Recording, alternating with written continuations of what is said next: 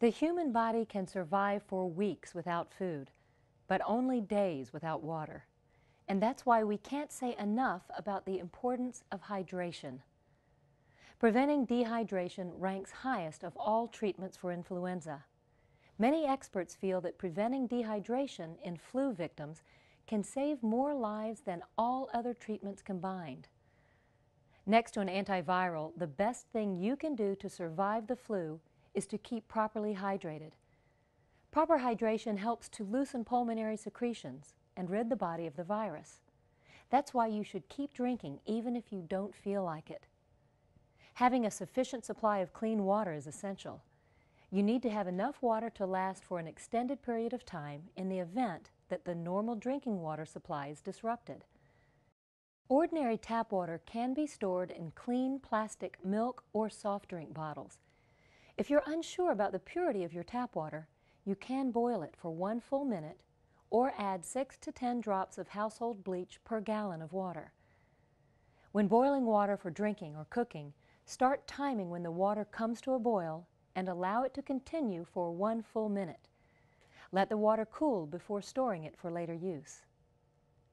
Clean water is required for both drinking and cooking.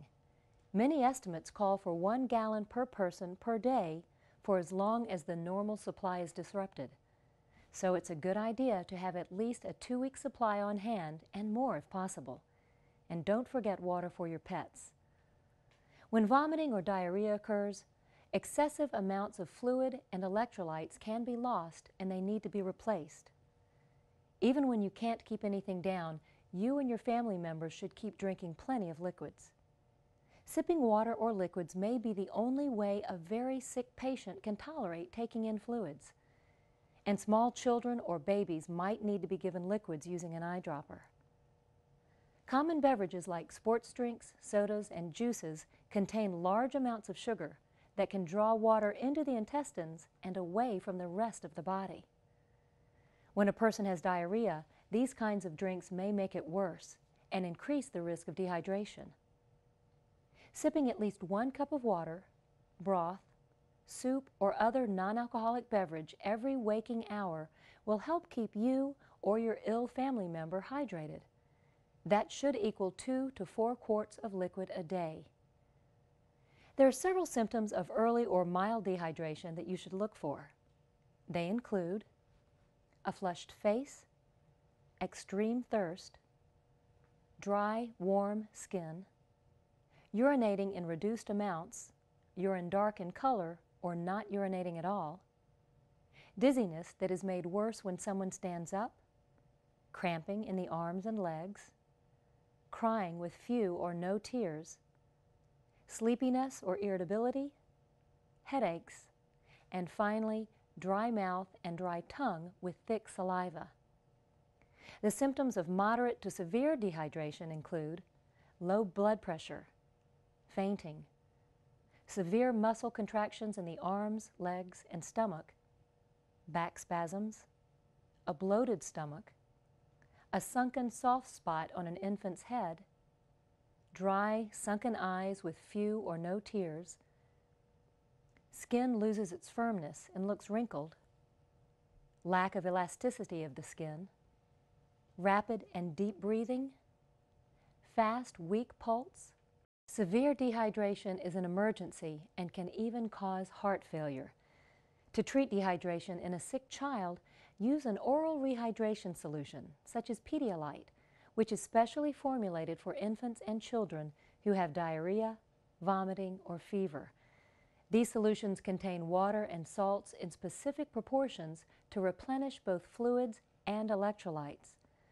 Oral rehydration products are readily available in most drugstores, and many pharmacies carry their own brands. It's best to start giving fluids early instead of waiting until the situation becomes urgent.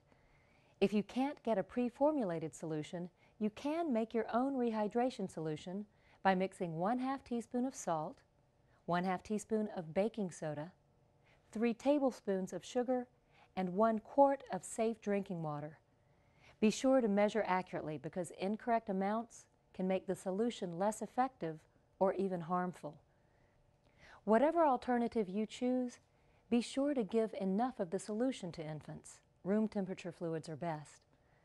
A general rule of thumb is to keep giving liquids slowly until your child's urine becomes clear in color. If your child is vomiting, try giving small amounts of solution at frequent intervals, for instance, 1 teaspoon every minute. If your child can't keep this down, wait for 60 minutes and try again.